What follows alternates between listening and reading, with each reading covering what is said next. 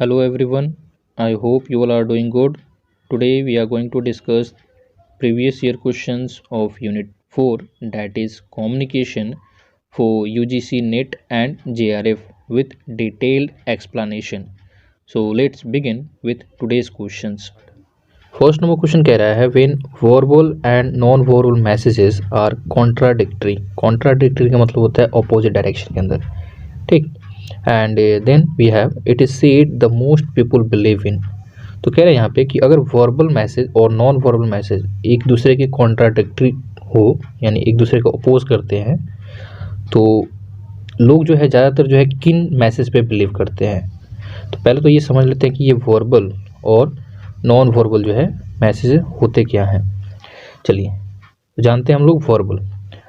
तो verbal message उसको कहते हैं जिसके अंदर जो है वर्ड्स होते हैं। क्या होते हैं? वर्ड्स। और वर्ड्स को जो हम लोग दो तरीक़े से रिप्रेजेंट कर सकते हैं, यानी वर्ड्स को हम लोग लिख के यानी रिटन मेथड से भी बता सकते हैं, एंड देन हम लोग इसको बोल के भी ओरली यानी स्पीकिंग करके भी बता सकते हैं। तो जो भी मैसेज जो है वर्ड्स के थ्रू आते हैं उनको जो है वर्बल मैसेज कहा जाता है। तो वर्ड्स जो है लिख के भी हम लोग बता सकते हैं और ओरली यानी बोल के भी बता सकते हैं। तो that is called verbal message. अब आते हैं नॉन वर्बल मैसेज के अंदर।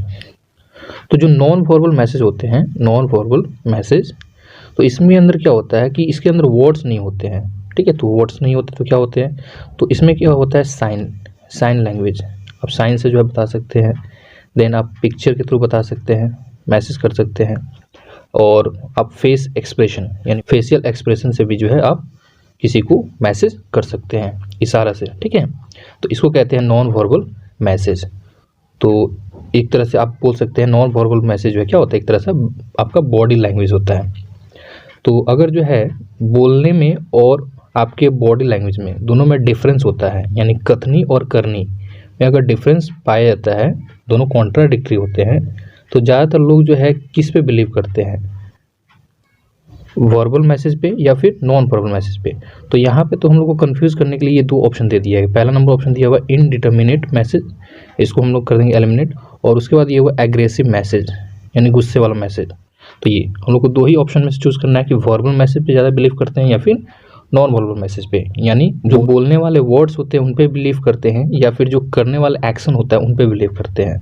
तो इसका जो है करेक्ट आंसर होगा वो होगा ऑप्शन नंबर सी, यानी एक्शन पे जो है लोग जो है ज़्यादातर विश्वास करते हैं, यानी कथनी और करनी यानी करनी पे जो है उनका ज़्यादा विश्वास होता है। तो इसका ऑप्शन नंबर सी जो है करेक्ट आंसर हो जाएगा।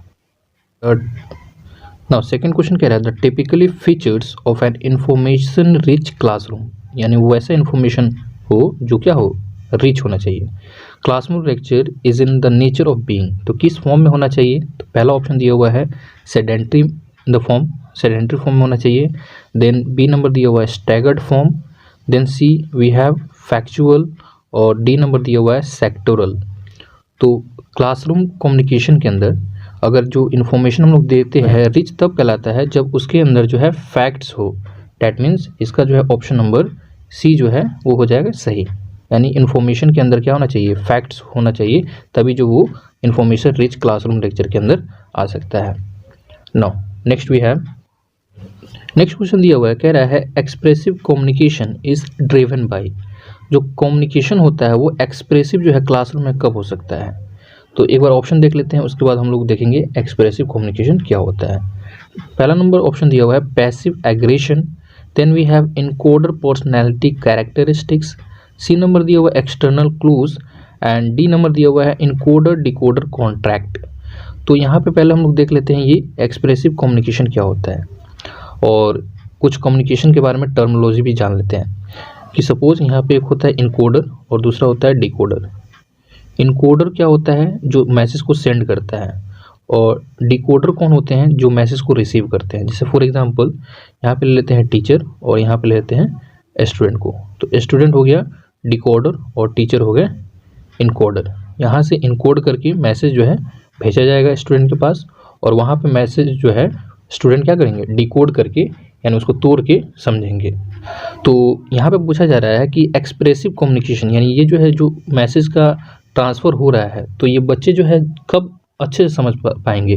तो जो टीचर है उनका जो इनकोडिंग पावर है, उनका पर्सनैलिटी है, अगर इनका जो है बोलने का तरीका अच्छा है तो स्टूडेंट का ज़्यादा चांस है कि वो जो है क्या कर सकते हैं, इस बात को समझ सकते हैं। तो इसमें इस तरीक़ा से जो है कम्युनिकेशन क्या हो सकता है, एक्सप्रेसिव हो सकता है। तो ये डिपेंड करता है कि टीचर का जो है पर्सनैलिटी कैसा है, इनके बोलने का तरीका जो है, वे ऑफ टॉकिंग कैसा है, इस पे ज़्यादा डिपेंड करता है। डैट मीन्स इनकोडर की पर्सनैलिटी पे ये डिपेंड करता है कि कम्युनिकेशन एक्सप्रेसिव है या नहीं। तो इस ऑप्शन का जो है करेक्ट आंसर है वो है ऑप्शन नंबर बी।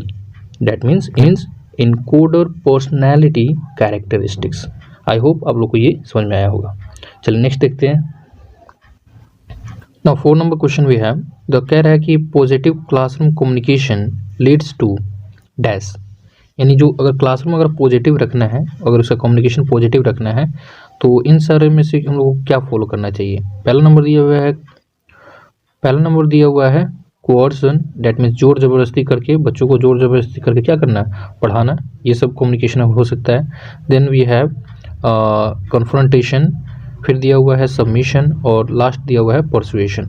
तो इसका जो है करेक्ट आंसर है पॉजिटिव क्लासरूम कम्युनिकेशन के लिए वो है परसुएशन, डी नंबर। अगर परसुएशन है तो हम लोग क्लासरूम जो है क्या है, पॉजिटिव हो सकता है। सो इस क्वेश्चन में पूछा जा रहा है classroom communication is the basis of, जो क्लासरूम का कम्युनिकेशन होना चाहिए वो किस पे आधारित होना चाहिए। तो पहला ऑप्शन दिया हुआ है सोशल आइडेंटिटीज़, बी नंबर दिया हुआ है external inanities, C number we have biased passivity and D जो है ग्रुप एग्रेशन। तो कम्युनिकेशन के लिए जो है ये ज़रूरी होता है कि बच्चों का जो है कल्चरल बैकग्राउंड देखा जाए, ठीक है, वो किस कल्चर से आते हैं, वो कौन से भाषा को समझते हैं। डैट मीन्स इसका जो है करेक्ट आंसर है वो है सोशल आइडेंटिटीज़, यानी बच्चों का जो है बिहेवियर देखना है, कल्चरल बैकग्राउंड देखना है कि वो किस सोसाइटी से बिलोंग करते हैं, उसी पे डिपेंड करेगा हम लोग का क्लासरूम कम्युनिकेशन। सो नेक्स्ट क्वेश्चन दिया हुआ है, कह रहा है इफेक्टिव कम्युनिकेशन इज प्री सपोजेस, जो कम्युनिकेशन होता है वो इफेक्टिव होता है, कब होता है, कैसे होगा, ठीक है। फर्स्ट नंबर दिया हुआ non alignment, then we have domination, फिर दिया हुआ है पैसिविटी और डी नंबर दिया हुआ अंडरस्टैंडिंग। देखिए जो कम्युनिकेशन होता है उसमें जो सेंडर जो मैसेज भेज रहा है, अगर रिसीवर के पास वो मैसेज अच्छे से समझ में आ जा रहा है तो वो जो है इफेक्टिव कम्युनिकेशन हो सकता है। डैट मीन्स यहाँ पे हम लोग देख सकते हैं एक इनकोडर होता है और दूसरा डिकोडर होता है। तो यहाँ पे जो मैसेज इनकोड करके भेजा जाता है तो डिकोडर उसे अगर समझ लेता है तो कम्युनिकेशन आगे फर्दर जो है बढ़ सकता है।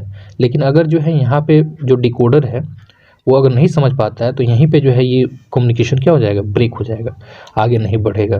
तो इसका मतलब हो गया इफेक्टिव कम्युनिकेशन जो है वो डिपेंड करता है अंडरस्टैंडिंग लेवल पे कि आप किस तरह का जो है वर्ड्स यूज़ कर रहे हैं ताकि जो अगला जो है जो सामने है उसको समझ में आ जाए। सो ये जो है छोटे छोटे कम्युनिकेशन से रिलेटेड क्वेश्चन दिए गए हैं जो हम लोग डेली लाइफ में जो है इसे यूज़ करते ही करते हैं। तो अब जो है हम लोग दिसंबर 2017 में जो भी क्वेश्चन पूछे गए हैं कम्युनिकेशन से रिलेटेड वो भी जो है इसी के अंदर हम लोग एक बार चेक कर लेते हैं, क्योंकि छोटे छोटे क्वेश्चंस हैं और इनको जो है करना बहुत ही सिंपल है। तो 2017 में जो है दिसंबर के अंदर क्वेश्चन पूछा गया था, ये 8 नंबर का कम्युनिकेशन से रिलेटेड कह रहा है कि in a classroom probability of message receptions can be enhanced by.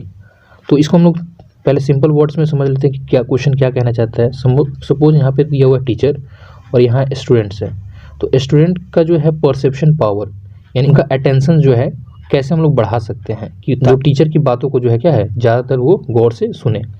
तो ऑप्शन दिया हुआ है, वो ऑप्शन रीड कर लेते हैं, उसके बाद हम लोग अटेम्प्ट करेंगे क्वेश्चन को। सो पहला नंबर ऑप्शन दिया हुआ है exposing the ignorance of the student, यानी जो भी बच्चे ध्यान नहीं दे रहे हैं उनको क्लास से बाहर निकाल दिया जाए, एक्सपोज कर दिया जाए, बेइज्जत कर दिया जाए, तो उनसे जो है क्या है परसेप्शन बढ़ सकता है दूसरे बच्चों का।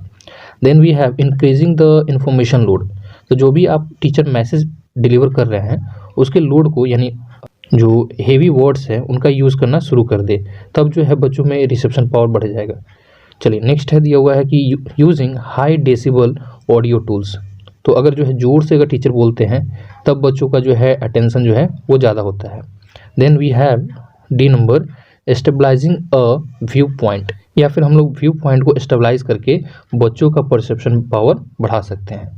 तो इसका जो है करेक्ट आंसर है वो है ऑप्शन नंबर डी। ठीक है, ना कि हम लोग बच्चों को एक्सपोज करके उनका रिसेप्शन पावर बढ़ा सकते हैं, ना ही अगर हम लोग हार्ड वर्ड यूज़ करेंगे तब भी वो हो पाएगा, और अगर ज़ोर से बोलेंगे तब भी जो है बच्चों का हम लोग अटेंशन नहीं ले सकते हैं, बस बच्चों को डरा सकते हैं। तो एस्टेबलाइजिंग अ व्यू पॉइंट, ये जो है इस क्वेश्चन का करेक्ट आंसर है। Okay, so next question we have, कह रहा है कि the spatials audio reproduction in a classroom can reduce the students. तो पहले तो ये समझ लेते हैं कि ये स्पैटियल ऑडियो होते क्या है।